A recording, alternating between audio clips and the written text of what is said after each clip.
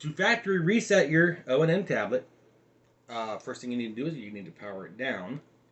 And there we go. If you press the volume up in the power button, it'll give you the option to turn it off.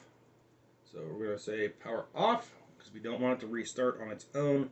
We want it to power down. Okay. So, looks like that's done, right?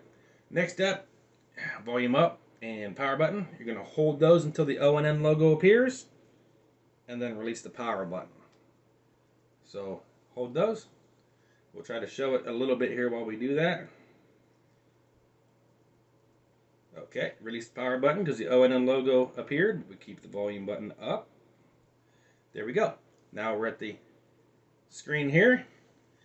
And then we're going to use the volume buttons to go move up and down.